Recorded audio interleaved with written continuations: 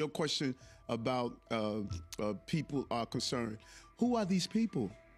I just don't know who these people you're talking about. Now, no one stopped me on the subway system. No one stops me in the supermarket. No one stopped me when I'm walking the street and say, hey, what is this ice on Rikers Island? Like, who are these people? This bubble that we live in, you guys live in a bubble. You don't even realize how much you're in a bubble. You talk to each other, you interact with each other, you tweet each other, you like each other tweets, you do a thumbs up, you know. This is all y'all world. This is not the world of everyday people. You know what everyday people want? They want dangerous people off their street. That's who I hear. The first person that brought that to me about utilizing Rikers ICE on Rikers was Councilman Holden. This is before this administration took office. Holden reached out.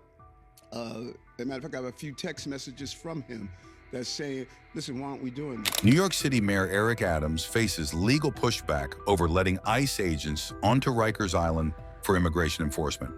A judge has issued a temporary block on Adams' plan to allow ICE presence at New York City's largest jail complex. The ruling halted any agreement talks between city officials and the federal government for ICE operations on Rikers. New York State Supreme Court Judge Mary Rosado issued the restraining order ahead of a full court hearing scheduled to be on April 25th. That hearing will feature arguments from both Mayor Adams and the NYC Council, which filed the lawsuit to stop ICE. The council argued that ICE on Rikers violates the city's sanctuary status and could endanger vulnerable detainees.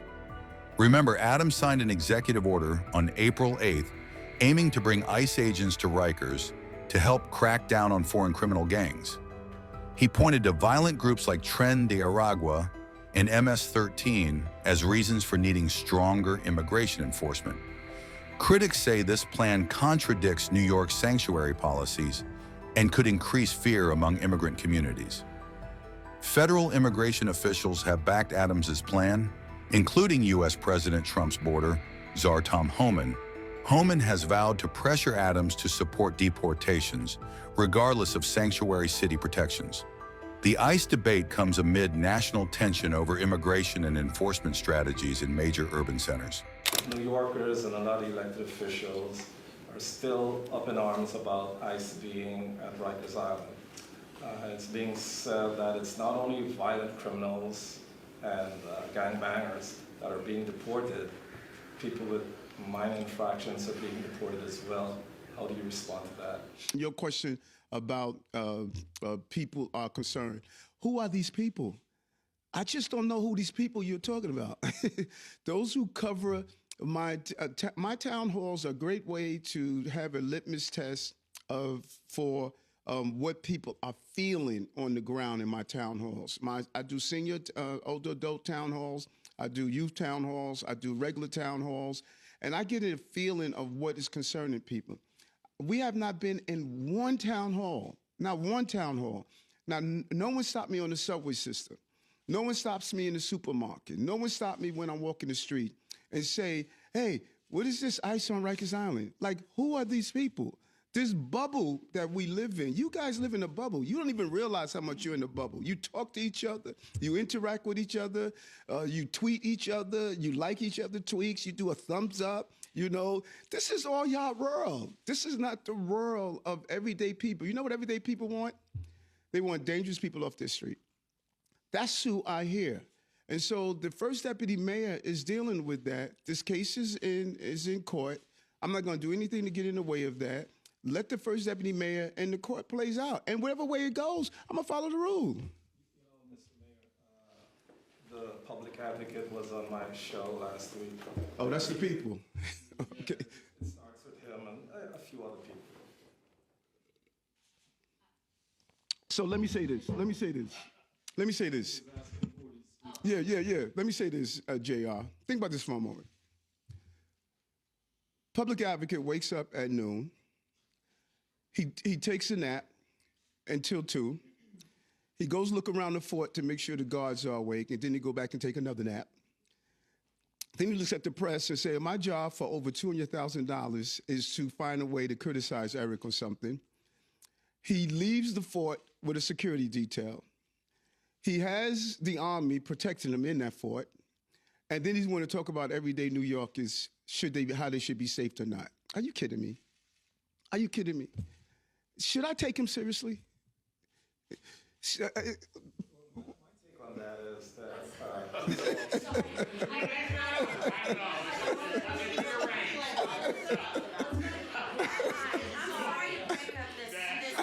whatever is happening. I know you two like each other. The rest of us have questions. I wanted to follow up on ICE on Rikers. Yesterday, a temporary restraining order was put on that plan.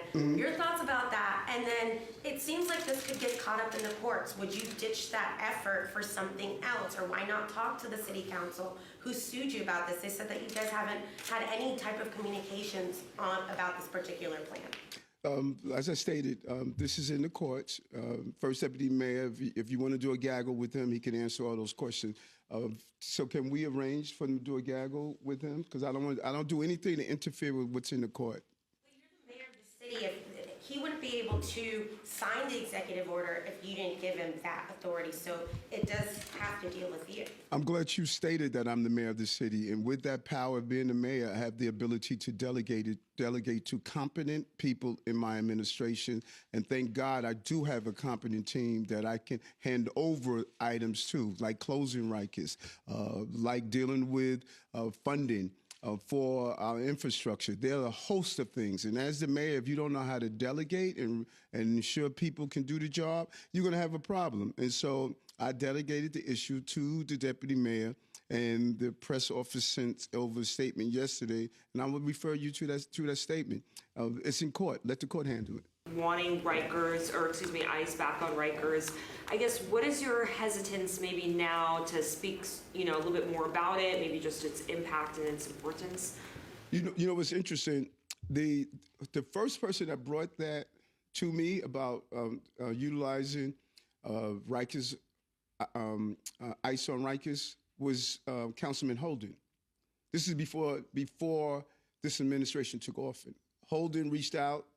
As a matter of fact, I have a few text messages from him that's saying, listen, why aren't we doing this? This was one of his ideas, that he sends me a lot of ideas.